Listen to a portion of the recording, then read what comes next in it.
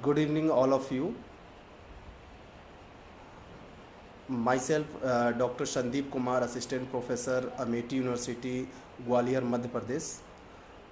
First of all, I would like to say thanks to Professor Girish Ranjan sir, Head of Department of Journalism and Mass Communication, Kumaon University, Nainital, and also say to thanks Research Scholar Kishan Kashyap. Today my topic is media research and tools and techniques. First of all मैं सबसे पहले research क्या होता है इसके बारे में थोड़ा क्लियर करना चाहूँगा, देन उसके बाद मीडिया रिसर्च पे आएंगे। Actually research you know very well कि आप सभी जानते होंगे कि रिसर्च दो वर्ड से बना है, री और सर्च। मतलब जो ऑलरेडी अवेलेबल है उसमें कोई नई चीज़ जोड़ने के लिए जनरली ये डेफिनेशन लोगों द्वारा दिया जाता है, बट मेरा ये मानना होता है कि फर्स्ट टाइम भी अगर कोई रिसर्च कर रहा हो, लाइक जैसे कि आपने बोला कि री और सर्च ऑलरेडी एग्जिस्ट है और आप उस चीज़ को क्या कर रहे हो, उस चीज़ पे रिसर्च कर रहे हो, लेकिन कोई तो ऐसा पर्सन होगा, कोई ऐसा व्यक्ति पर्सन कोई तो होगा जिसने इस रिसर्च को पहली बार किया होगा। पहली बार मीन्स कि फर्स्ट टाइम उसने भी कुछ किया होगा, लाइक जैसे अगर आप जा रहे हो कोई रिसर्च करने किसी चीज़ पे, तो आपके डेफिनेशन के अकॉर्डिंग री और सर्च के अकॉर्डिंग की क्या है कि वो ऑलरेडी अवेलेबल है और आप उस चीज़ को आगे लेके जा रहे हो, लेकिन पहली बार भी उसने किसी ने खोजा हो, किसी ने उस चीज़ को किया होगा। तो लोग इसका डेफिनेशन ये देते हैं, उन लोग, मैं अपने जब छात्रों से इस चीज़ में बात करता हूँ तो जैसे कि जो पहली बार खोजा जाता है वो जो होता है वो एक खोज होता है, बट खोज जब आप कर रहे हो किसी चीज़ के लिए, इट मीन्स कि आप उससे भी रिलेटेड है, वो आपसे भी उस खोज जब कर रहे हो तो उसमें भी आपने किसी पद्धति का यूज़ किया होगा, कोई मेथड यूज़ किया होगा, कोई ऐसी चीज़ें की होंगी जो आपके रिसर्च को प्रॉपर वे में कुछ प्लान बनाया होगा। तो आपको एक ऐसे डेफिनेशन, एक ऐसी परिभाषा देनी चाहिए जिसमें ये सारी चीज़ें, आई मीन कि मेरा मतलब ये है कि अगर ये भी आए कि आपके पास जो आपने पहली बार खोजा वो भी उसमें शामिल हो जाए, ऐसा डेफिनेशन होना चाहिए, ऐसी परिभाषा होनी चाहिए, और जो आपका है कि री और सर्च जो मतलब जो दोबारा खोजी जाए। सो रिसर्च की बात जब हम कर तो डेफिनेशन ये भी दिया जा सकता है, मेरे अकॉर्डिंग, मेरे अनुसार सबसे अच्छा डेफिनेशन ये होता है कि कोई भी व्यक्ति कोई भी काम जब एक प्रॉपर तरीके से, आई मीन कि सिस्टमैटिक तरीके से नई जानकारी के लिए करता है तो वो रिसर्च कहलाता है। दो चीज़ें इसमें, दो शब्द मैंने यूज़ किया है, वो होता है, एक जो होता है नई जानकारी और दूसरा होता है प्रॉपर तरीके से सिस्टमेटिक वे में करता है। तो दोनों चीज़ें होती है। लाइक अगर आप सपोज करो कि आप पहली बार खोज रहे हो तो भी आप कोई चीज़ पहली बार मतलब एक सिस्टमेटिक वे में करोगे, उसके लिए कुछ प्लान बनाओगे, कुछ मेथड यूज़ करोगे, कोई टूल्स टेक्निक्स यूज़ करोगे डेटा कलेक्शन करने के लिए, उस चीज़ को अरेंज करने के लिए। अगर आप दोबारा भी उस चीज़ को आगे लेके जा रहे हो, रिसर्च भी कर रहे हो, री और सर्च भी यूज़ कर रहे हो, तो आप उसमें भी कुछ प्लान बनाओगे, कुछ मेथड यूज़ करोगे, और दोनों का पर्पस एक ही होता है, वो होगा आपके पास नई जानकारी प्राप्त करना। तो इट मीन्स कि कहने का मतलब ये है कि जब कोई भी व्यक्ति या पर्सन कोई भी ऐसा काम करता है जो नई जानकारी के लिए हो, नई नॉलेज के लिए हो, और वो सिस्टमैटिक तरीके से मेरे अकॉर्डिंग वो रिसर्च होता है। अब हम बात करते हैं कि ये मीडिया रिसर्च होता क्या है, मीडिया रिसर्च और सोशल रिसर्च में क्या अंतर है, क्योंकि ये तो क्लियर है कि मीडिया रिसर्च और सोशल रिसर्च में ज़्यादा अंतर नहीं हुआ है, क्योंकि मीडिया जो है एक आप जानते हैं कि मीडिया जो है सोसाइटी का ही एक पार्ट होता है, उसके पास सोसाइटी में ही मीडिया जो होता है, सोसाइटी में ही मीडिया पलता है, फूलता है, बड़ा होता है। लेकिन आप अब ये अंतर करना कि क्या, किसको हम सोशल रिसर्च कहें और किसको हम मीडिया रिसर्च कहें, तो ज़्यादा दोनों में डिफरेंसेस नहीं है, दोनों में ज़्यादा अंतर नहीं है, बस एक बारीक सा अंतर है जिसको हमें समझने की ज़रूरत है। वो ये होता है कि अगर आप सोशल रिसर्च करने जा रहे हैं तो आप इसमें किसी सोशल मतलब समाज से रिलेटेड किसी प्रॉब्लम्स की बात करेंगे, समाज के डेवलपमेंट की बात करेंगे, समाज से मतलब उस समाज के लिए कुछ करने की बात करेंगे, जिससे सोसाइटी का आपका डेवलपमेंट हो। ये मे भी हो सकता है, ये जो है आपके किसी प्रॉब्लम से रिलेटेड हो सकता है, मे भी हमें आगे जाना है तो कुछ प्लान्स बना सकते हैं रिसर्च के थ्रू। तो ये चीज़ें होती है। बट अगर आप बात कर रहे हो कि मीडिया रिसर्च की, तो मीडिया रिसर्च में हम बेसिकली करते क्या हैं कि मीडिया रिसर्च में हम उस चीज़ के साथ एक मीडिया का पर्सपेक्टिव जो होता है, मीडिया वर्ड यूज़ कर जाते हैं। लाइक जैसे अगर आप सपोज करो कि आप सोसाइटी में आपके कोई डिजीज़ है, एज फॉर एग्जांपल कि हम जोड़ते हैं, जैसे पल्स पोलियो की बात कर लें, तो अगर आप पल्स पोलियो को पे लेके रिसर्च करते हो कि सोसाइटी में पल्स पोलियो की क्या स्थिति है, सोसाइटी पल्स पोलियो कैसे मतलब रन कर रहा है। अब अगर मीडिया रिसर्च में यही चीज़ करेंगे तो हम क्या करेंगे, इसमें मीडिया का कंट्रीब्यूशन क्या है, मीडिया ने उस चीज़ को कैसे आगे बढ़ाया, मीडिया ने क्या चीज़, एक मीडिया वर्ड यूज़ कर देते हैं। कहने का मतलब ये है कि जहाँ पे सोसाइटी सोशल रिसर्च में आप सोसाइटी से संबंधित प्रॉब्लम्स की पे डिस्कस करते हो, वहीं पे आप जब बात करते हो इसमें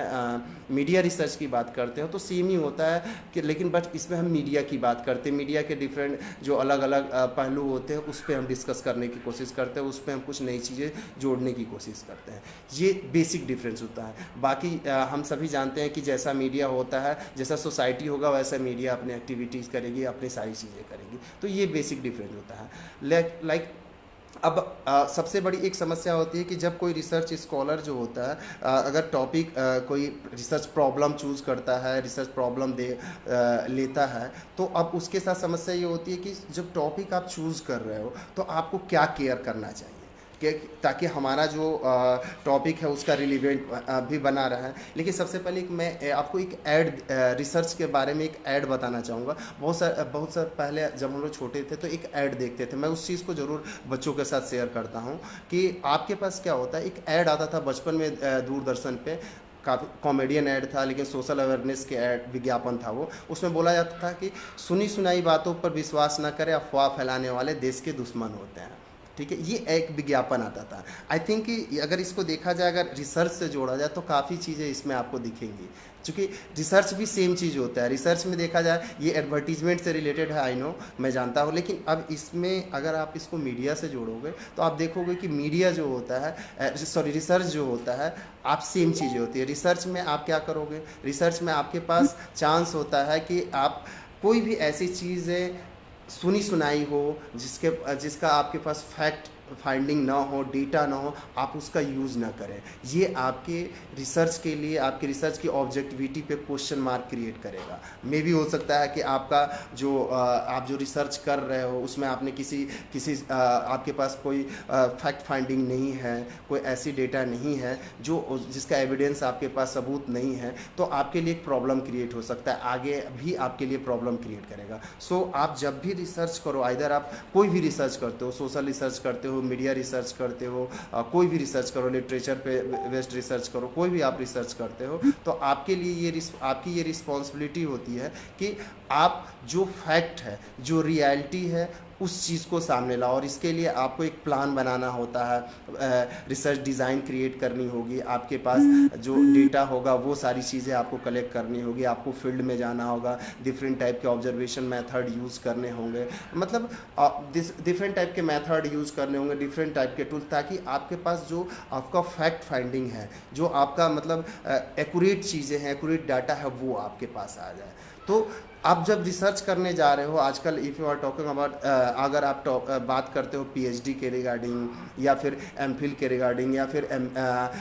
डिलीट या किसी भी चीज़ के लिए, तो सबसे पहले हमारे पास रिसर्च स्कॉलर के पास ये समस्या आती है कि हम टॉपिक कैसे लें। रिसर्च मीडिया रिसर्च का अगर हमें टॉपिक चूज़ करनी है, रिसर्च करने के लिए रिसर्च प्रॉब्लम लेनी है, तो कैसे हम उस चीज़ को लें। तो सबसे पहले हमारे पास इस समस्या का समाधान करना होता है, क्योंकि ये भी कहा जाता है कि जोश में आके होश नहीं खोना चाहिए। चूँकि आप पीएचडी करने जा रहे हो, आप रिसर्च करने जा रहे हो, रिसर्च एक साधारण काम नहीं है, काफ़ी आपको इसमें काफ़ी मेहनत करनी पड़ती है। सो अगर आप टॉपिक चूज़ करने जा रहे हो तो मेरे अकॉर्डिंग आपको कुछ चीज़ें केयर करनी पड़ती है, खासकर मीडिया रिसर्च में, क्योंकि आप जानते हो कि टॉपिक चूज़ करते समय आप पहले ये चीज़ अच्छी तरह जान लेना चाहिए कि जो रिसर्च जो होता है उसका कंक्लूजन जो होता है आपके टाइम पे, आपके सिचुएशन के अकॉर्डिंग चेंज होता रहता है। लाइक जैसे हो सकता है कि आप किसी टॉपिक को चूज़ करो और सेम टॉपिक मैं किसी और को दे दूँ, और आपको मैंने टॉपिक अभी रिसर्च दिया है कि आप इस टॉपिक पे रिसर्च करो, अभी जस्ट मैंने दिया, और 1 घंटे के बाद दे दो किसी और को रिसर्च करने के लिए, तो ये भी पॉसिबल है कि आपका फाइंडिंग और उनका फाइंडिंग अलग अलग आ जाए,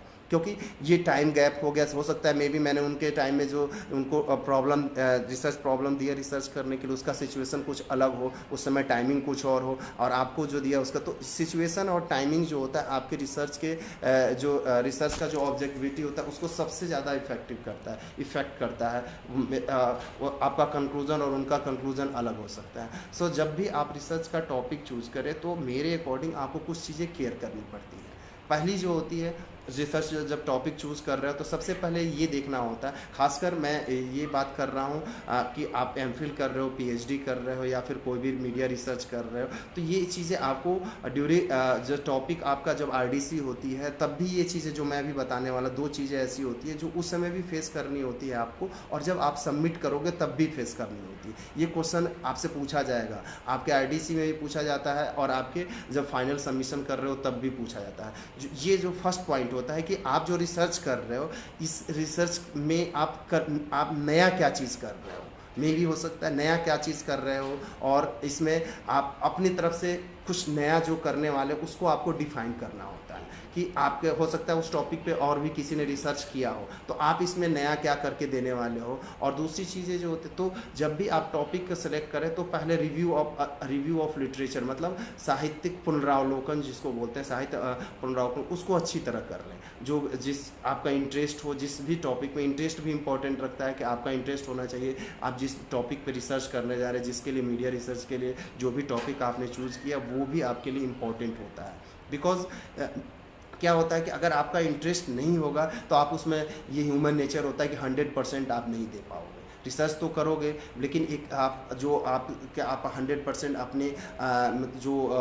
100% आप उस पर नहीं दोगे, जिसके कारण आपकी ऑब्जेक्टिविटी थोड़ी बहुत कहीं ना कहीं इफेक्टिव हो ही जाएगी। सो आप जब भी टॉपिक चूज़ करो तो सबसे पहले review of literature, topic choose करने से पहले रिव्यू ऑफ लिटरेचर कर लो, ताकि आपको ये पता चल जाए कि आप जिस टॉपिक को चूज़ करने वाले उसमें आप नया क्या करने वाले, कहाँ गैप है। आप जो पुराना स्टडी हो चुका है, जो पुरानी स्टडी हो चुकी है उसमें, और आप जो स्टडी करने वाले हो उसमें गैप कहाँ है, जो आपको बताना होगा कि रिसर्च गैप दोनों के बीच में क्या होता है। दूसरी चीज़ जो मैंने ऑलरेडी आपसे डिस्कस किया कि इंटरेस्ट होना चाहिए आपका उस पर्टिकुलर टॉपिक में। और तीसरी चीज़ जो होती है, क्या ये देखना पड़ता है कि आपका जो आपसे ये पहले भी पूछा जाएगा और आप जब सबमिट करोगे तो भी पूछा जाएगा कि उसकी, आप जो करने वाले हो उसका क्या रिलीवेंट है, आपका जो रिसर्च का फाइंडिंग आएगा, कंक्लूजन आएगा, जो आपका निष्कर्ष आएगा उसका रिलीवेंट क्या है, उसका यूज क्या है, सोसाइटी के लिए वो कितना रिलीवेंट है या इंडस्ट्री के लिए कितना रिलीवेंट है। क्योंकि इसी के बेस पे आपकी जो रिसर्च की प्रासंगिकता को हम तय करते हैं कि ये कितना रिलीवेंट है। सो जब भी आप किसी टॉपिक को चूज़ करते हो तो 2-3 चीज़ें आप केयर रखो मीडिया रिसर्च के लिए। खासकर पहला जो होना चाहिए, आपको पता होना चाहिए कि आपने इस टॉपिक को क्यों चूज़ किया है और इसमें आप नया क्या करने वाले हो। दूसरा, वो टॉपिक आपके ह्यूमन की आपके इस इंटरेस्ट के अकॉर्डिंग होना चाहिए। आप उसमें इंटरेस्ट हो तभी आप उस टॉपिक को लो, उस इधर किसी भी फील्ड से, इलेक्ट्रॉनिक मीडिया से हो, प्रिंट मीडिया से हो, न्यू मीडिया से रिलेटेड हो, किसी भी से रिलेटेड हो, जब जिस फील्ड में आपका, जिस सेक्टर में आपका इंटरेस्ट हो उसी सेक्टर को टच करो। और तीसरी चीज़ जो होती है वो होती है जो सबसे इंपॉर्टेंट होती है, रिलीवेंट की बात करते हैं, प्रासंगिकता क्या है। ये आपके जो होगा प्री सबमिशन में भी, फाइनल सबमिशन में भी पूछा जा सकता है। इसका जब आप सबमिट करोगे तो आपसे पूछा जाएगा कि इसका रिलीवेंट क्या होता है। सो आपके पास ये क्लियर होना चाहिए कि आप जो रिसर्च करने वाले हो उससे सोसाइटी को, या फिर यू कैन से कि सोसाइटी को या इंडस्ट्री को क्या बेनिफिट होने वाला है। तो ये चीज़ें जब आप केयर करो, जब आप केयर कर सकते हो, जब आप टॉपिक सोच रहे हो कि हमें कोई रिसर्च करनी है, तो आपको ये चीज़ें केयर करनी होगी। इसके बाद सबसे बड़ी इसके बाद हम दूसरे टॉपिक पे आते हैं, जो प्लानिंग की बात करते हैं हम कुछ कि प्लानिंग करना होता है रिसर्च करने से पहले। जैसे ये तो सिंपल सी चीज़ है कि आप कोई भी वर्क करने जाते हो तो आपको प्लानिंग करनी पड़ती है, क्योंकि विदाउट प्लानिंग आप उस काम को सक्सेस नहीं करते हो, खासकर मीडिया रिसर्च में। बिकॉज आपके पास प्लानिंग अगर आपके पास नहीं होगा तो you never get a success, आप कभी भी सक्सेस नहीं कर पाओगे। सो आपके पास प्लान होना चाहिए कि आप क्या करने वाले हो रिसर्च में। अब इसको हम दो वर्ड से प्लान, रिसर्च डिज़ाइन भी कहीं कहीं यूज़ करते हैं, कहीं पे इसको हम हम यूज़ कर सकें, प्लानिंग टू रिसर्च भी वर्ड यूज़ करते हैं इसके लिए। तो ये चीज़ें इंपॉर्टेंट है। तो जब आप प्लानिंग करने जा रहे हो तो आपके पूरे रिसर्च के का प्लान करना पड़ता है आपको, लाइक कि यू कैन से कि रिसर्च का जो आपका रिसर्च टॉपिक है वो क्या है, उसमें क्या क्या कहाँ से हमें डेटा कहाँ से कलेक्ट कर सकते हैं, डेटा कलेक्शन करने में कितना आपको टाइम लगेगा, आपको टाइम हर वर्क के लिए आपको टाइम डिसाइड करना पड़ेगा, आपको टाइम डिस्ट्रीब्यूट करनी पड़ेगी, फिर आपको उस किस आपके लिखने का तरीका क्या होगा। मतलब आप जब रिपोर्ट राइटिंग कर रहे हो, आप डिसर्टेशन लिख रहे हो, थीसिस लिख रहे हो, तो आपका लिखना, क्योंकि दो लैंग्वेज में अंतर होता है। इफ़ आप अगर इसके लिए एकेडमिक के लिए लिख रहे हो उसका लैंग्वेज कुछ और होता है, और आप जब प्रोफेशनली किसी इंडस्ट्री के लिए रिसर्च करते हो, मीडिया संस्थान के लिए रिसर्च कर रहे हो, तो उसका लैंग्वेज अलग होता है। क्योंकि मीडिया आप जब लिखने जाते हो किसी चीज़ के लिए, एजुकेशनल ऑर्गेनाइजेशन के लिए लिख रहे हो, तो एट दैट टाइम आपका लैंग्वेज उसके अकॉर्डिंग होगा। उसमें आपको कुछ चैप्टर्स लिखने पड़ते हैं, कुछ हिस्ट्री लिखनी पड़ती है, कुछ सारी चीज़ें ऐड ऑन करनी पड़ती है। बट अगर आप इंडस्ट्री की बात करते हो, इंडस्ट्री के लिए आप रिसर्च कर रहे हो, तो वहाँ पे आपके पास हिस्ट्री से उन्हें कोई खास मतलब नहीं होता, उन्हें सिर्फ मतलब होता है फैक्ट फाइंडिंग से और डेटा से। आप क्योंकि उसी के अकॉर्डिंग जिस पर्पज़ से उन्होंने आपको रिसर्च वर्क दिया है वो उस चीज़ को उसमें ढूंढते हैं, तो आप दोनों के लैंग्वेज में अलग होता है। तो ये बेसिक होता है। और आपको ये भी प्लान करना होगा कब तक हमें सबमिट करना है, कौन सा वर्क कब हमें कंप्लीट करना है। बिकॉज दो ही चीज़ें ड्यूरिंग द रिसर्च हमें सबसे ज़्यादा दो ही चीज़ों में प्रॉब्लम फेस करते हैं। फर्स्ट जो होता है वो होता है आपके पास जब आप डेटा कलेक्शन करने फील्ड में जाते हो, तब हमें एक प्रॉब्लम फेस होती है। और दूसरा जो होता है ड्यूरिंग द राइटिंग, आप जब रिपोर्ट राइटिंग कर रहे हो, जब आप डिसर्टेशन लिख रहे हो, उस समय दोनों के अपने अपने दोनों के अपने अपने तरीके से तरीके होते हैं। जैसे लाइक आप जब आप डेटा कलेक्शन कर रहे हो, तो डेटा कलेक्शन के समय हमें ज़्यादा प्रॉब्लम फेस होता है, क्योंकि अगर आप डेटा कलेक्शन के लिए सपोज करो आपने टूल्स डिफरेंट टाइप के टूल्स यूज़ किए, लाइक क्वेश्चन है अगर आपने यूज़ किया, प्रश्नावली यूज़ किया है, तो आप क्या करते हो कि आपके पास जो एरिया ऑफ रिसर्च होता है उसमें आपने कुछ सैंपल को सिलेक्ट कर रखा है। आप सैंपल के पास जाते हो, उन्हें डेटा आपने क्या क्या क्वेश्चन आया डिस्ट्रीब्यूट कर दिया, बट जब आप उनको बताते हो, आपने क्वेश्चन आयर समझा भी दिया मे बी, लेकिन आप क्या होता है जब आप कलेक्ट करने जाओगे तो कलेक्ट करने के ड्यूरिंग हो सकता है कुछ ऐसी उनके साथ प्रॉब्लम हो कि उस दिन उन्होंने फील नहीं कर रखा है। आपने उनको डेट बता दिया कि हम कल परसों या जो भी आपने 1 वीक के बाद हम आएंगे और आपसे डेटा कलेक्ट करेंगे, बट वहाँ पे उनके पास प्रॉब्लम फील होती है। प्रॉब्लम ये होती है कि उनके पास अगर उन्होंने फील नहीं किया तो आप उन पे फोर्स भी नहीं कर सकते हो, क्योंकि वो अपनी स्वेच्छा से आपके आपके अपनी इच्छा के अनुसार आपके रिसर्च में पार्टिसिपेट किए हैं। तो आपके पास समस्या ये होती है कि आप उनको फोर्स भी नहीं कर सकते, सो उनके अकॉर्डिंग ही चलना पड़ेगा। तो सबसे ज़्यादा टाइम हमारा यहाँ पे किलिंग होता है, सबसे ज़्यादा टाइम हमें यहाँ पे लगता है। दूसरा जब होता है रिपोर्ट राइटिंग के समय आता है। रिपोर्ट राइटिंग जब आप अपने डिसर्टेशन थीसिस या रिपोर्ट जब तैयार कर रहे होते हो, तब आपको एक प्रॉब्लम, सबसे ज़्यादा प्रॉब्लम टाइमिंग फेस होते हैं। बिकॉज ये एक ऐसा होता है जब आप डेटा कंपाइल कर चुके होते हो और आप डेटा लिख रहे हो, तो खासकर जब आप इंडस्ट्री की बात कर रहे हो और तो आप ये चीज़ें आपको ध्यान में रखनी होगी कि इंडस्ट्री की अलग रिपोर्ट राइटिंग की स्टाइल होती है और आपकी अलग राइटिंग। तो जब आप लिख रहे हो एकेडमिक के लिए तो आपको ये चीज़ें ध्यान देनी होगी। अब किसी ने पूछा कि रिसर्च का विषय कैसे चुनना होता है, तो आई हैव ऑलरेडी डिटेल कि रिसर्च का जब सब्जेक्ट चूज़ कर रहे हो, खासकर मीडिया रिसर्च की जब हम बात करते हैं, तो मीडिया रिसर्च का सब्जेक्ट चूज़ करते समय मैंने अभी आपको मैंने बताया कि 2-3 चीज़ें आपको ध्यान में रखनी होती है। पहला जो आपको ये ध्यान में रखनी होती है कि आपका इंटरेस्ट किस सब्जेक्ट में है, मतलब किस सेक्टर में है। अगर इलेक्ट्रॉनिक मीडिया की बात कर रहे हो, मीडिया की बात कर रहे हो, तो इलेक्ट्रॉनिक मीडिया में है, प्रिंट मीडिया में है, पीआर में, जितने भी सेक्टर होते हैं उसके अकॉर्डिंग। क्योंकि आपका, मैंने ऑलरेडी आपसे डिस्कस किया अभी आप लोगों के साथ कि अगर आपके पास ये नहीं होगा, आपके पास इंटरेस्ट के अकॉर्डिंग आपके पास नहीं होगा, आप टॉपिक नहीं लोगे, तो आप 100% आप नहीं दे पाओगे। दूसरी चीज़ें जो होती है, आप जब रिसर्च का विषय चूज कर रहे हो, तो ये भी देख लो कि आपका उसका रिलीवेंट कितना है, एट प्रेजेंट में कितना वो प्रासंगिक है और इन फ्यूचर कितना प्रासंगिक होगा। क्योंकि आप जब रिसर्च कर रहे हो, उसकी ये नहीं कि आपने काम कर लिया और घंटे 2 घंटे का ये काम नहीं होता है। आप भी अपना टाइम एक्सपेंस कर रहे हो और उसका जो कंक्लूजन आएगा वो भी किसी न किसी चीज़ से इफेक्टिव होगा, किसी न किसी चीज़ पे उसको अगर अप्लाई करना हो तो ऐसा ही टॉपिक आपको चूज़ करना होगा। रिसर्च का सब्जेक्ट यू कैन से कि प्रॉब्लम आपको ऐसा लेना होगा जिसका रिलीवेंट हो, एट प्रेजेंट में भी रिलीवेंट हो, और आपके अकॉर्डिंग आप रिव्यू ऑफ लिटरेचर करके ये देखो कि उसका फ्यूचर में क्या मतलब आप रिलीवेंट है। अब दूसरी चीज़ इंपॉर्टेंट ये भी होती है कि आप जब रिसर्च का टॉपिक चूज़ करने जा रहे हो तो आपको ये भी देखना होगा कि आप उसमें नया क्या, अगर ऑलरेडी लगभग ये होता है कि लगभग सब जितने भी टॉपिक आते हैं कुछ ना कुछ टाइम्स गैप पे उस पर क्या होता है कि रिसर्च होते रहते हैं। तो आपको ये चूज़ करना होगा कि हमें, अगर मैंने कोई सेम टॉपिक चूज़ कर लिया है, ले लिया है, तो हमें ये देखना होगा कि उसमें आप नया क्या अपने तरफ से अगर रिसर्च करते हो तो आप उसमें नया क्या ऐड कर पाओगे। ये चीज़ें होती है बेसिक। आपको ये चीज़ें, अगर आप किसी विषय को चूज़ कर रहे हो किसी भी फील्ड से रिलेटेड हो, खासकर हम लोग मीडिया रिसर्च से बात करें, तो ये चीज़ें आपको ध्यान में रखनी होगी कि आप उस तरह का ही टॉपिक लें जो आपके फील्ड से रिलेटेड हो, जिसमें आपका इंटरेस्ट हो, जो आपके जो आप जिसकी रिलीवेंट हो, एट प्रेजेंट भी हो, इन फ्यूचर भी उसका रिलीवेंट बना रहा है, और जो आप जो टॉपिक ले रहे हो उसमें नया क्या है, ये चीज़ भी ध्यान में रखें। चूँकि मैंने ऑलरेडी आपसे बताया कि दो चीज़ें सबसे इंपॉर्टेंट होती है, जो अगर आप रिसर्च करने जा रहे हो तो बिगिनिंग में भी आपसे क्वेश्चन अराइज किया जाएगा, और जब आप सबमिट करोगे तब भी आपसे क्वेश्चन अराइज किया जाएगा, वो कि इसकी प्रासंगिकता क्या है, आप इसमें नया क्या करने वाले हो। तो इस क्वेश्चन का आपको जवाब ढूंढते हुए आपने विषय का सेलेक्ट करना होगा, विषय को चुनना होगा। ये चीज़ें होती है। अब हम आते हैं कि डिफरेंट टाइप के रिसर्च मैथोलॉजी जो होते हैं, जो उनका कुछ जो हम यूज़ करते हैं ज़्यादातर, खासकर मैं बात करूँगा मीडिया रिसर्च में जो होता है। अब देखिए, जब आप मीडिया रिसर्च की बात करते हो तो सबसे ज़्यादा मीडिया रिसर्च में जो होता है, एक सबसे ज़्यादा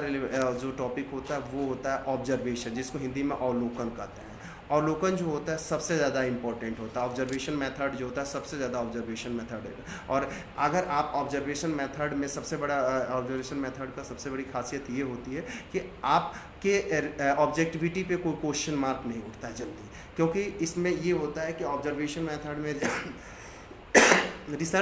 रिसर्च स्कॉलर जो होता है खुद फील्ड में जाता है और चीज़ों को ऑब्जर्व करता है।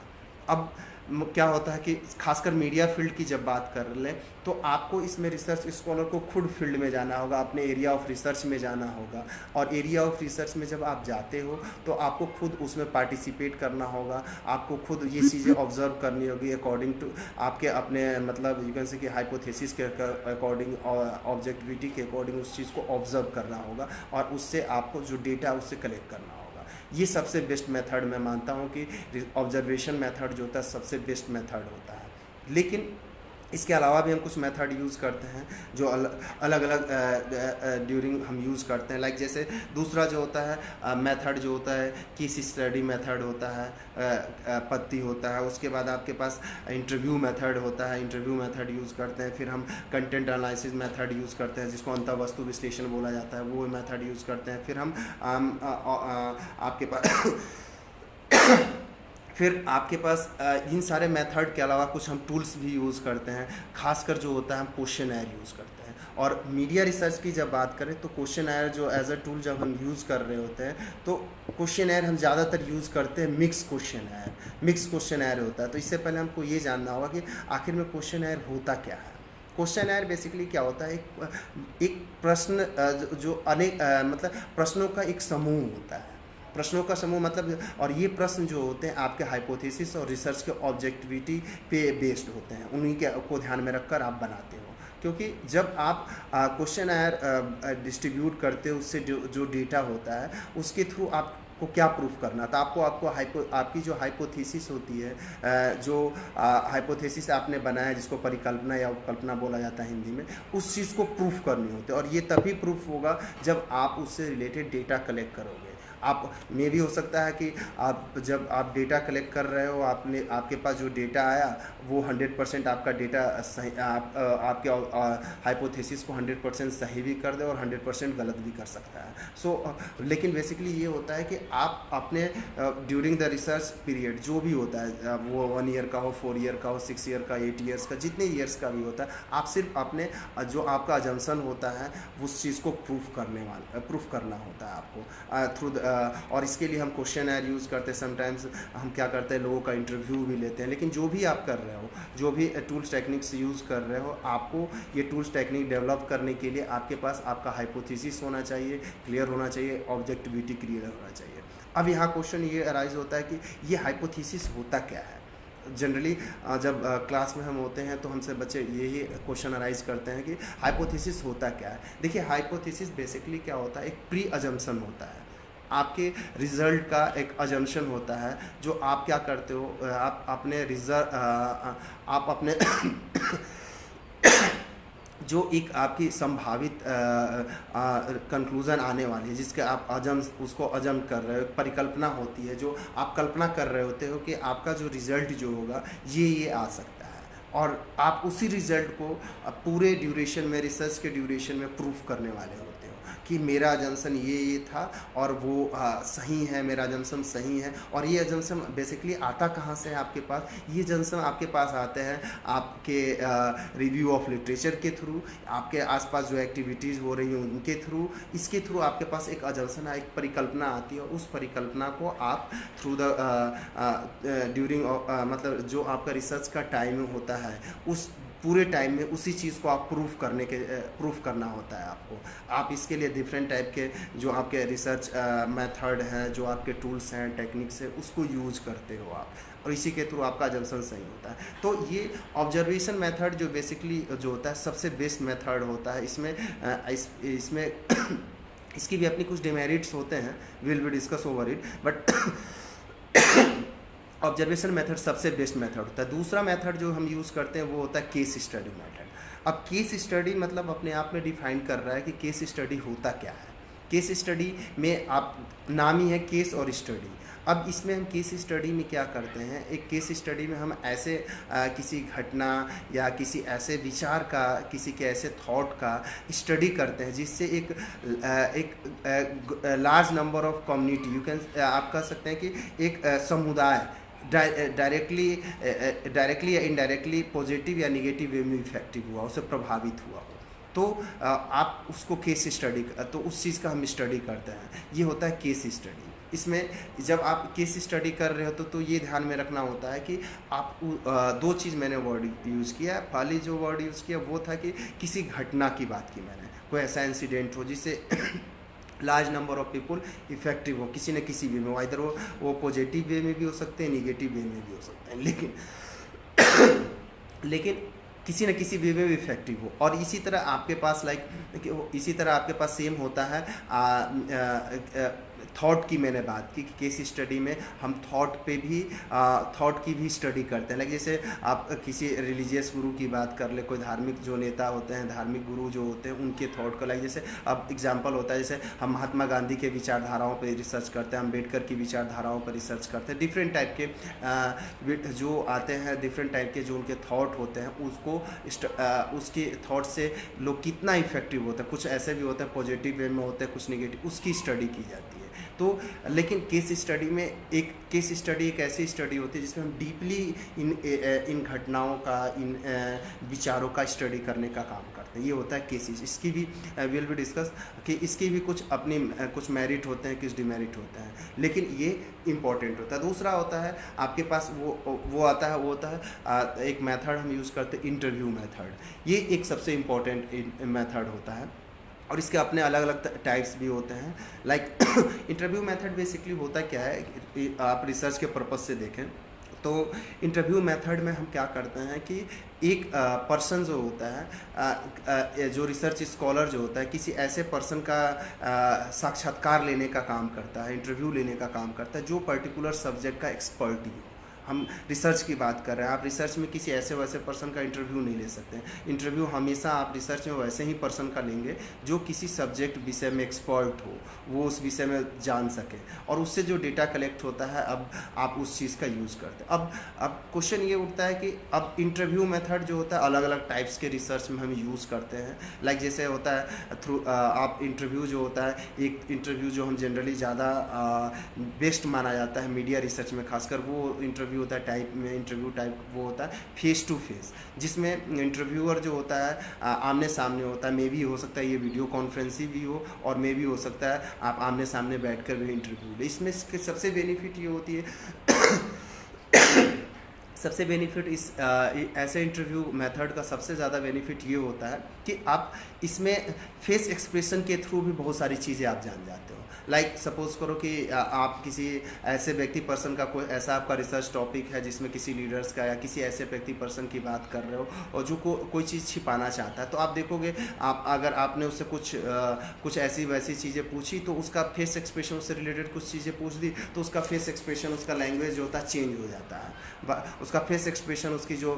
फेस का जो चेहरे का होता है कुछ फेस एक्सप्रेशन चेंज हो जाएगा। इसके थ्रू आप इजीली जान सकते हो कि आप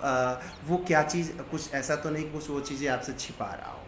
दूसरा चीज़ जो होता है इसका सबसे बेनिफिट ये होता है कि आप इसमें उससे एट अ टाइम भी कुछ क्वेश्चन पूछ सकते हो। लाइक जैसे इंटरव्यू में जनरली यही होता है कि आप कुछ क्वेश्चन बना के लेके जाते हो और जब आप उससे बात करना आरंभ करते हो तो क्या करता है, तो आपके पास क्वेश्चंस बात करना आरंभ करते हो तो उसके जवाब से आपके क्वेश्चंस आने लगते हैं, खुद ब खुद जनरेट होने लगेंगे। तो सबसे बेस्ट जो मेथड, सबसे ज़्यादा जो बेनिफिट होता है यही होता है फेस टू फेस इंटरव्यू में, कि आपके पास चांसेस होते हैं कि आप इंटरव्यू के दौरान भी आप क्वेश्चन जनरेट कर लो। अगर आप फेस टू फेस ले सकते हो, आप उनके जवाब से मे भी हो सकता है कि आप क्वेश्चन लिखते समय कुछ चीज़ें मिस कर गए हो आपसे, तो आप उस चीज़ को ऐड कर सकते हो अपने ड्यूरिंग फेस टू फेस। अगर आप इंटरव्यू ले रहे हो तो आप उस चीज़ को ऐड कर सकते हो उस अपने इंटरव्यू में। दूसरी चीज़ जो होती है, दूसरा हम जो मीडिया रिसर्च में यूज़ करते हैं वो होता है फ़ोन इन इंटरव्यू। इसमें क्या होता है कि आपका जो एक्सपर्ट होता है वो कहीं दूर होता है, लाइक मे भी हो सकता है कुछ डिस्टेंस हो, कुछ ऐसा प्रॉब्लम हो कि आप उससे मिल ना पाए, या मे भी हो सकता है वो दूसरे सिटी हो, किसी दूसरे स्टेट में हो, तो ऐसे में आप उससे फ़ोन इन इंटरव्यू करते हो। आपके लिए उसके लिए कुछ प्रिपरेशन करने पड़ते हैं। आप सेम वो चीज़ें होती हैं यहाँ पे भी, आप उसके लिए प्रिपरेशन में फ़र्स्ट ऑफ ऑल कि आपको सबसे पहले आप एक क्वेश्चन तैयार करते हो ताकि आप बिगनिंग कर सको, स्टार्ट कर सको। अब आप उसके थ्रू आप उससे एक टाइम ले लेते हो, डिसाइड कर लेते हो और उस पर बात करते हो उससे कि जो भी आपसे रिलेटेड, जो भी क्वेश्चन से रिलेटेड हो आप उससे बात कर सकते हो। आप वो उसका जवाब उधर से देता है और आप अपने अकॉर्डिंग उस चीज़ को रिकॉर्ड करते हो, या फिर रिकॉर्ड करते हो या फिर नोट डाउन करते जाते हो। तीसरा जो होता है जो आज भी यूज़ होता है वो होता है कि मेल चैटिंग के थ्रू हम किसी का इंटरव्यू ले सकते हैं। लाइक जैसे कि आप उधर से चैट पे क्वेश्चन डाल रहे हो और इधर से वो रिप्लाई कर सकता है। लेकिन जो दूसरी चीज़ जो होती है, आप जो मैंने फ़ोन इन की बात की, फ़ोन इन की सबसे बड़ी डिमेरिट ये होती है कि आप उसमें फेस एक्सप्रेशन जो सामने वाला एक्सपर्टी का होता है नहीं देख पाते, फेस एक्सप्रेशन नहीं देख पाते, जिसके कारण बहुत सारी चीज़ें आप गेस नहीं कर पाओगे, अंदाज नहीं करो। दूसरी चीज़ ये होती है, अगर फेस आप इंटरव्यू ले रहे हो और समटाइम्स ऐसा हो जाए कि आपने कुछ ऐसी चीज़ें पूछ दी, अगर उसने फ़ोन कट कर दिया तो आपके लिए प्रॉब्लम क्रिएट हो जाएगा, या फिर सपोज़ करो कुछ टेक्निकल इशू आ जाए तो भी आपके लिए प्रॉब्लम क्रिएट हो जाएगा। तो क्योंकि हो सकता है मे बी आपने कुछ ऐसा कुछ ज़्यादा पर्सनल क्वेश्चन कर दिया तो आपके लिए प्रॉब्लम क्रिएट होगा। तो ये बेसिकली हम मीडिया रिसर्च में ये चीज़ें यूज़ करते हैं। अब इंटरव्यू अगर आप किसी का इंटरव्यू मेथड यूज़ कर रहे हैं तो आपको कुछ प्रिपरेशन करके जाना चाहिए, बिकॉज कि आप जानते हो कि बहुत सारी चीज़ें ऐसे होती हैं कि जो आपको इंटरव्यू के दौरान ज़रूरत पड़ती है, और बहुत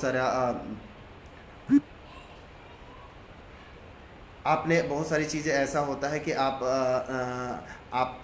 इंटरव्यू ले रहे होते हो और आपको केयर करना पड़ता है। लाइक जैसे कि सपोज़ करो कि आपने किसी का इंटरव्यू लिया तो आपको प्रिपेयर करना पड़ेगा कुछ। लाइक हम क्या करते हैं कि सबसे पहला जो हमें केयर करना होता है कि आप जिसका इंटरव्यू लेने जा रहे हैं उसके बारे में थोड़ी बहुत स्टडी करके आपको जानी चाहिए। स्टडी करने के जानी चाहिए मीन्स कि आप उसके कार्य क्षेत्र के बारे में, उसका आप जिस टॉपिक पे बात करने जा रहे हो उसके बारे में, उस पर्टिकुलर क्षेत्र में उसका क्या कंट्रीब्यूशन है, ये सारी चीज़ें आपको स्टडी करके जानी चाहिए। फिर आपको ये भी आपको ये चीज़ केयर करना चाहिए कि आप जो रिव्यू ऑफ लिटरेचर की उससे रिलेटेड कुछ क्वेश्चन बना लेना चाहिए, क्योंकि बिगिनिंग कहीं ना कहीं से आपको अपने क्वेश्चन से करना होगा। तो आप क्वेश्चन बनाओगे तो आपको क्वेश्चन आपको हेल्प करेंगे तीसरी चीज़ जो सबसे इम्पोर्टेंट, अगर आप इंटरव्यू ले रहे हो तो एक चीज़ सबसे ज़्यादा केयर होना चाहिए, वो चीज़ होनी चाहिए आप में पैसेंस होना चाहिए, मीन्स आप में सहन शक्ति होनी चाहिए। मे भी हो सकता है कि जो आप जिसका इंटरव्यू लेने जा रहे हो वो आपसे कुछ क्रॉस क्वेश्चन कर दे, उल्टा कुछ आपसे क्वेश्चन कर दे, तो आपको पैनिक होने की ज़रूरत नहीं है, क्योंकि आपके लिए एक इम्पॉर्टेंट जो जिस पर्सन का आप इंटरव्यू ले रहे हो कि वो जो होता है एक इम्पॉर्टेंट पर्सन, आपके लिए एक इम्पॉर्टेंट सैंपल होता है आपके रिसर्च का। सो आपको इस चीज़ का केयर करना होगा कि आप, अगर वो आपसे क्रॉस क्वेश्चन करता है, कुछ नॉलेज के लिए आपसे कुछ चीज़ें पूछता है, तो आपको पेशेंस के साथ इजी में आपको जवाब देना होगा। दूसरी चीज़, जब तक ज़रूरत ना हो, आपके रिसर्च की डिमांड ना हो, आप कभी भी उसके पर्सनल चीज़ों पे, आप इंटरेस्ट के लिए आप उसके पर्सनल चीज़ों पे इंटरफेयर ना करें, उसके ज़्यादा पर्सनल उससे क्वेश्चन ना करें, ये भी आपको बचना होगा, क्योंकि आप ज़्यादा पर्सनल क्वेश्चन करोगे तो मे बी कि वो रिफ्यूज़ कर जाए जवाब देने से, तो आपने क्या होता है कि आपने वो आपको जवाब तो दे रहा है लेकिन अपनी स्वेच्छा से देने के लिए एग्री हुआ है। तो आप अगर उससे पर्सनल क्वेश्चन करोगे, कुछ उसको हर्ट किया, तो वो रिफ्यूज़ कर सकता है कि नहीं, मैं जवाब नहीं दूंगा, तो ये आपके लिए एक प्रॉब्लम क्रिएट हो सकता है। सो आप जब भी इंटरव्यू देने जाते हैं तो एक चीज़ क्लियर कर लें कि आपके पास ये प्रिपरेशन होना चाहिए, आपके पास आप जिस पर्सन का इंटरव्यू लेने जा रहे हैं उसका रिव्यू ऑफ लिटरेचर, उसके बारे में पढ़ के जाएं, रिव्यू ऑफ लिटरेचर करके जाएं, आप अपने टॉपिक जिससे टॉपिक पे डिस्कस करना है उसके बारे में थोड़ी रिव्यू ऑफ लिटरेचर करके जाएं। फिर आप जब इंटरव्यू लेना आपने स्टार्ट कर दिया है तो बचे कि आप इस चीज़ से बचे कि ज़्यादा अगर उसने कुछ क्वेश्चन कर दिया, कुछ ऐसी चीज़ें पूछ दी तो आप पैनिक ना हो, तो उसी चीज़ ज़्यादा ज़रूरत ना हो तो आप उसके पर्सनल चीज़ों में इंटरफेयर, अगर आपके रिसर्च का डिमांड ना हो तो आप उसके पर्सनल चीज़ों में इंटरफेयर ना करें। तो ये बेसिक चीज़ें होती है, अगर आप इंटरव्यू मेथड यूज़ कर रहे हो तो आपको इस चीज़ से बचनी होगी। अब दूसरी चीज़ें जो होती है, एक जो मैंने ऑब्जर्वेशन मेथड की बात की, जनरली हम मीडिया रिसर्च में दो टाइप के ऑब्जर्वेशन मेथड यूज़ करते हैं। एक जो होता है पार्टिसिपेटरी, जिसको सहभागी मेथड बोलते हैं, और दूसरा जो होता है नॉन पार्टिसिपेटरी मेथड यूज़ करते हैं। अब क्वेश्चन ये उठता है कि दोनों में अंतर क्या है। पार्टिसिपेटरी मेथड, जिसको हम सहभागी अवलोकन कहते हैं, इसमें क्या होता है कि जो रिसर्चर जो होता है, आई मीन कि जो रिसर्च कर रहा है, वो जो होता है अपने एरिया ऑफ रिसर्च में जाता है और जिस ग्रुप को उसने सेलेक्ट किया है उसके साथ पार्टिसिपेट करता है, उसके हर एक्टिविटी में पार्टिसिपेट करेगा, उसके साथ जो भी नीड होगी उसके साथ घुलेगा मिलेगा, बात करेगा, और इस दौरान जो रिसर्च की ऑब्जेक्टिविटी है, जो आपकी जो रिसर्च के ऑब्जेक्टिव्स हैं, जो हाइपोथेसिस है, उससे रिलेटेड डेटा को वो कलेक्ट करने का काम करेगा। उससे रिलेटेड डेटा को या तो नोट करता चलेगा, जो भी उससे रिलेटेड जो भी उसका ऑब्जेक्टिव है उससे रिलेटेड डेटा को नोट करता चलेगा, और हर एक उनकी एक्टिविटी में पार्टिसिपेट करेगा। इसीलिए ऑब्जर्वेशन मेथड समटाइम काफ़ी कॉस्टली भी होता है, चूँकि आप पार्टिसिपेट, ये माना जाता है कि ये काफ़ी एक्सपेंसिव भी होता है, आपको उस एरिया में रहने की ज़रूरत पड़ती है, उनके साथ पार्टिसिपेट करते हो, उनके साथ डिफरेंट टाइप की एक्टिविटी में पार्टिसिपेट करते हो, तो आपके लिए एक्सपेंसिव भी होता है। दूसरी जो तो लेकिन ये सबसे बेस्ट मेथड होता है रिसर्च में। दूसरी चीज़ नॉन पार्टिसिपेटरी होता है। नॉन पार्टिसिपेटरी ऑब्जर्वेशन जो होता है, जिसको असहभागी अवलोकन बोलते हैं, इसमें क्या होता है कि ये दो मेथड हम ज़्यादा यूज़ करते हैं मीडिया रिसर्च में। दूसरा चीज़ जो होता है कि आप जब नॉन पार्टिसिपेटरी मेथड यूज़ कर रहे हो, इसमें रिसर्चर क्या करता है कि वो एरिया ऑफ रिसर्च में जाता ज़रूर है, बट जो सैंपल जो ग्रुप उसने सेलेक्ट किया है उसके साथ उसकी एक्टिविटी में पार्टिसिपेट नहीं करता है। सिंपल सा एग्जांपल दोनों के लिए मैं देना चाहूँगा, जैसे मैं भूल गया, पार्टिसिपेटरी में क्या होता है, लाइक जैसे कि आपने एक सैंपल को चूज़ कर लिया है, और लाइक जैसे आप सपोज करो कि क्लासरूम में एज ए सैंपल के रूप में 30 बच्चों को चूज़ कर लिया, तो आप पार्टिसिपेटरी ऑब्जर्वेशन कर रहे हो। इट मीन्स कि आपको उनकी हर एक्टिविटीज़ में उनके साथ जाके, उनके साथ अगर वो कोई गेम खेल रहे हैं उसमें भी आपको बैठना होगा, अगर वो बाहर घूमने जाना होगा, क्योंकि डिफरेंट टाइप के, मतलब उनके हर एक्टिविटी में। नॉन पार्टिसिपेटरी में क्या होता है, आप पार्टिसिपेट तो ज़रूर करते हो, बट आप क्या करते हो, उनके ग्रुप में पार्टिसिपेट ज़रूर होता है आपका, लेकिन उनकी एक्टिविटी में पार्टिसिपेट नहीं करते हो। आप दूर से बैठ के उनकी एक्टिविटीज़ को ऑब्जर्व करने का काम करते हो। सिंपल सी चीज़ होती है कि आप ऑब्जर्व करते हो, उनकी हर एक्टिविटी को ऑब्जर्व करोगे, और उस चीज़ को आप अपने जो आपके रिसर्च के ऑब्जेक्टिव्स हैं, जो हाइपोथेसिस, उसके अकॉर्डिंग जो भी आपको डेटा मिलते जाएंगे उस चीज़ को नोट करोगे। लाइक जैसे एग्जांपल के रूप में हम ले सकते हैं, जैसे लाइक हम एरिया ऑफ रिसर्च में जाते हैं अपने, और आप एक किसी आपने खास कम्युनिटी को एज ए सैंपल के रूप में आपने चूज़ किया है। तो सैंपल के रूप में जब आप चूज़ कर रहे हो तो आप एरिया ऑफ रिसर्च में जाओगे ज़रूर, और उस एरिया ऑफ रिसर्च में आप रुकोगे, आप दूर से उस चीज़ को वॉच करोगे, उनकी हर एक्टिविटीज़ को वॉच करने का काम करोगे, लेकिन उनके साथ पार्टिसिपेट, उनकी एक्टिविटीज़ में पार्टिसिपेट, लाइक जैसे सपोज करो वो कोई म्यूजिकल कंसर्ट कर रहे हैं तो आप उसमें म्यूजिकल में नहीं जाओगे, बट वहाँ से उनको वॉच करोगे कि उनकी क्या एक्टिविटीज़ होती है। अगर उसमें कुछ आपके हाइपोथेसिस से रिलेटेड या आपके ऑब्जेक्टिव से रिलेटेड कुछ भी मिलता है, आप उस चीज़ को नोट डाउन करोगे, रिकॉर्ड में रखोगे अपने। तो ये होता है बेसिकली, हम मीडिया रिसर्च में ये दोनों यूज़ करते हैं। अब दूसरी चीज़ आती है जो हम बार बार आपसे अभी डिस्कस कर रहे थे कि सैंपल और सैंपल की बात आती है। तो सैंपल जो होता है और एरिया ऑफ रिसर्च की दो मैंने टॉपिक आपसे डिस्कस किया। तो आप सैंपल की जब बात करते हो तो आपके लिए सैंपल होता क्या है? बेसिकली क्या होता है कि सैंपल जो होता है कि आप क्या करते हो कि जो आपका एरिया ऑफ रिसर्च होता है उसमें से आप क्या करते हो, किसी एरिया ऑफ रिसर्च में से एक ग्रुप या समुदाय को आप चूज़ करते हो, जो ये माना जाता है कि ये ग्रुप और समुदाय जो भी जवाब देगा, ये ग्रुप और समुदाय जो पूरे एरिया ऑफ रिसर्च को रिप्रेजेंट करेगा। सेम कुछ आप उसमें क्या करते हो, कुछ आप पैरामीटर डिसाइड करते हो, उस पैरामीटर के अकॉर्डिंग ये मानते हो कि इनका जो भी जवाब होगा वो पूरे ग्रुप का माना जाएगा, पूरे एरिया ऑफ रिसर्च में जितने भी उससे रिलेटेड सैंपल होंगे। लाइक जैसे एज फॉर एग्जांपल आपने पैरामीटर डिसाइड कर लिया कि एजुकेशन का डिसाइड कर लिया, तो आप जो कुछ एजुकेशनल पैरामीटर्स हो सकते हैं या जो भी आप, तो उससे उस एजुकेशन पैरामीटर्स में आपने जितने भी एरिया ऑफ रिसर्च में जितने भी सैंपल चूज़ किए, आप मानोगे कि इस एरिया ऑफ रिसर्च में जितने भी उस टॉपिक से रिलेटेड उतना ही होता है। मतलब कहने का मतलब ये है कि जो सैंपल होता है, जो सैंपल आप ले रहे हो, वो सैंपल जो होता है पूरे ग्रुप को रिप्रेजेंट करने का काम करेगा, पूरे ग्रुप को रिप्रेजेंट करेगा, और उसका जो जवाब होगा ये माना जाएगा कि पूरा ग्रुप का वही जवाब है। और ये जो सैंपल होता है ये काफ़ी इम्पोर्टेंट होता है आपके, इसी के बेस पे, इसी के जवाब के आधार पर आप जो होता है आप अपने हाइपोथेसिस को, अपने ऑब्जेक्टिविटी को प्रूफ करते हो, आपका जो ऑब्जेक्टिव है, रिसर्च का जो ऑब्जेक्टिव है उसको प्रूफ करने का काम करते हो, और इसी के बेस पे आपके रिसर्च की ऑब्जेक्टिविटी भी चेक की जाती है। तो ये बेसिक चीज़ें होती है जो आपको ध्यान में रखना होता है कि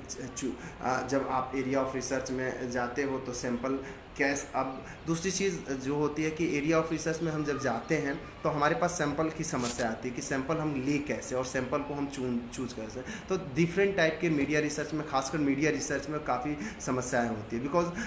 आप जानते हो कि मीडिया जो होता है, अब मीडिया का जो एरिया जो है काफ़ी बड़ा है। लाइक जैसे कि अब अलग अलग टाइप के हम मीडिया यूज़ करते हैं, कहीं पर ट्रेडिशनल मीडिया यूज़ होती है, जैसे आप किसी सुदूर गांव में या पहाड़ी इलाके में चले जाओ तो आज भी इलेक्ट्रॉनिक मीडिया या प्रिंट मीडिया उतनी पहुंच नहीं है, तो वहाँ पे ट्रेडिशनल मीडिया ज़्यादा इंपॉर्टेंट होता है, प्रिंट मीडिया होता है, इलेक्ट्रॉनिक मीडिया, अब नया न्यू मीडिया आपके पास आ गया है। तो आप इससे रिलेटेड जो भी आप सैंपल चूज़ करते हो, ये ध्यान में रखना होगा कि सैंपल जब आप चूज़ कर रहे हो तो आपको ये चीज़ केयर करनी होगी कि जिस एरिया में आप सैंपल चूज़ कर रहे हो वो आपके टॉपिक से रिलेटेड हो, मीन्स कि आपके टॉपिक उसी पे उस चीज़ से डिपेंड हो, और आपका जो फैक्ट फाइंडिंग आएगा उन्हीं के आंसर से, उन्हीं के रिप्लाई के आधार पर फैक्ट फाइंडिंग हम फाइंड आउट करेंगे। तो सैंपल जब आप चूज़ कर रहे हो तो ये चीज़ ध्यान में रखना कि आपका सैंपल जो हो वो